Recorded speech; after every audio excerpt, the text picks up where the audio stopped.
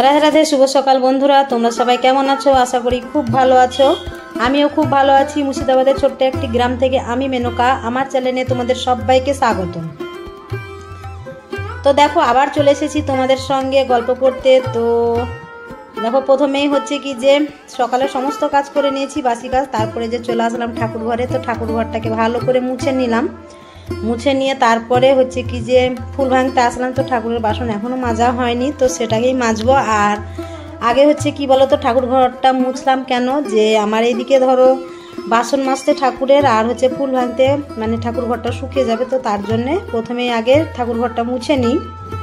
তো মুছে নেওয়ার পর তারপরে যে চলে আসলাম ফুল ভাঙতে। তো যে যেখানেই থাকো নিজের নিজের সংসারে আবার ফিরে আসতে হবে। তো কয়েকদিন তো রথযাত্রায় যেয়ে ধরো বেড়ালাম,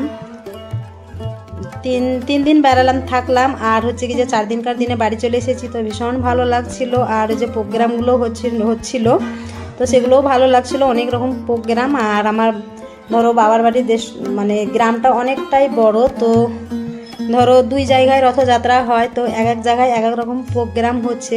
তোমার ধরো কীর্তন হচ্ছে, তারপরে ফাংশন হচ্ছিল, তারপরে হচ্ছে কি যে বাউল গান হচ্ছিল, মানে অনেক রকম। সারাদিন তোমার রাত্রি 2টো পর্যন্ত, আবার এদিকে তোমার দিনে সারাদিন 10টা থেকে সারাদিন, আবার হচ্ছে কি যে সন্ধ্যে থেকে আবার তোমার রাত্রি 2টো পর্যন্ত অনুষ্ঠান হতো। তো অতগুলো তো দেখা সম্ভব না, কেননা ধরো রান্না বান্না আছে, আবার খাওয়া দাওয়া আছে, আবার বাড়ির সমস্ত কাজ। তো সেগুলো সেরে টেরে নিয়ে তারপরে যেতাম। তো তারপরে যেটুকু ধরো আমি দেখেছি সেটুকুই তোমাদেরকে শেয়ার করেছি।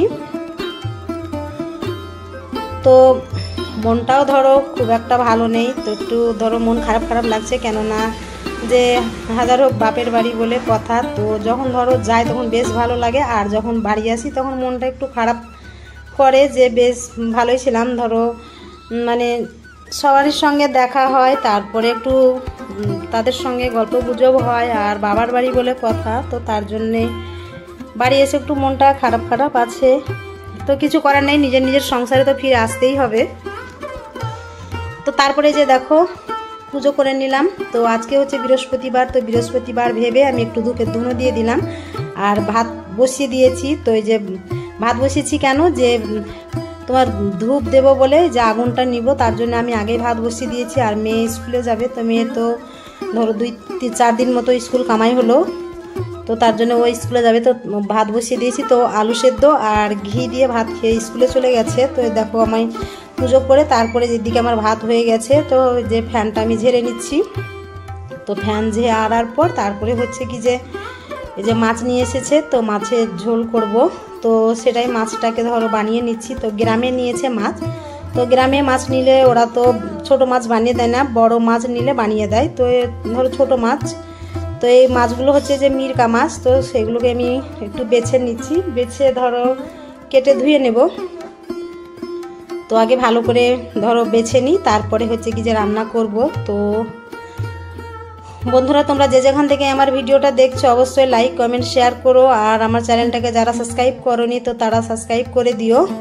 আর আমার ভিডিওগুলো কেমন হচ্ছে কমেন্টের মাধ্যমে জানিও।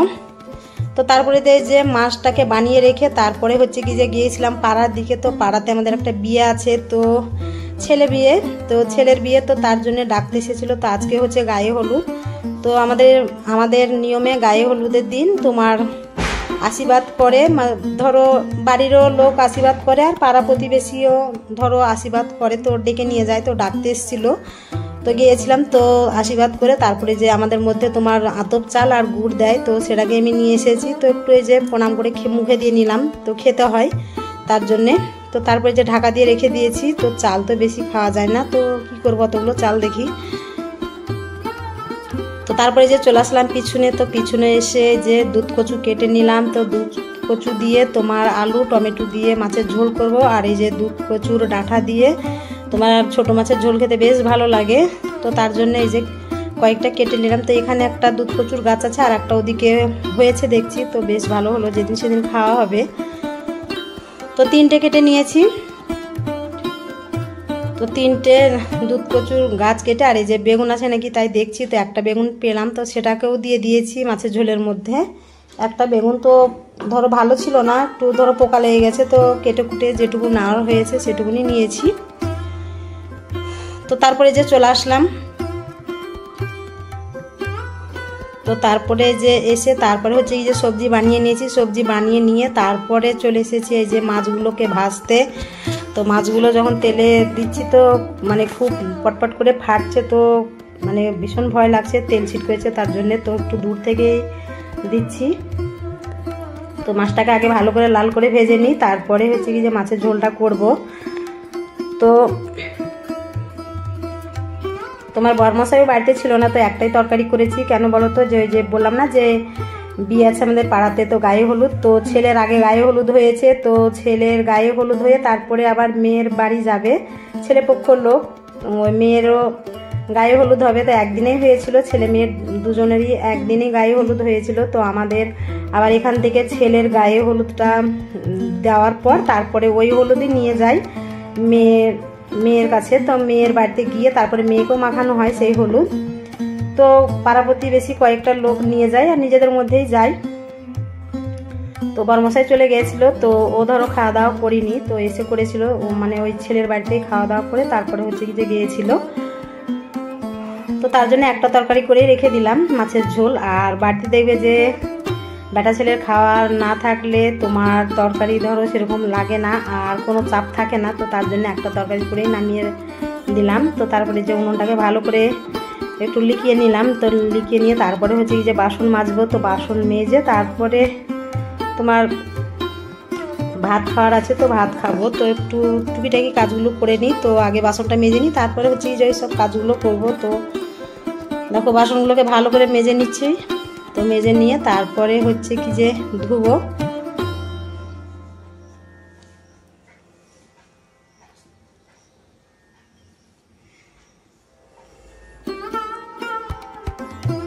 তো তারপরে যে দেখো কালিগুলোকে ভালো করে ছাড়িয়ে নিলাম। আর এই যে মাছ ভাজতে গিয়ে একটু পুড়ে গিয়েছিলো, তো একটু বালি নিলাম, বালি নিয়ে ভালো করে একটু ধরো একটু ডোলে মেজে নিলাম। তো মেজে নিয়ে তারপরে হচ্ছে কি যে আরও ধরো বাসনগুলো আছে, তো সেই বাসনগুলোকেই মাজবো। তো বেশি বাসন নেই, কয়েকটা আছে, যে মেয়ে খেয়ে স্কুলে গেছিলো সেই থালটা আছে, আর আমি যেগুলো রান্নাতে ব্যবহার করছি সেগুলোই। তো দেখো আমার তোমাদের সঙ্গে গল্প করতে করতে মাজা হয়ে গেল। তো এবারে ধুয়ে নেব একটা একটা করে, তো ধুয়ে নিই, তারপরে আবার তোমাদের সঙ্গে দেখা হচ্ছে।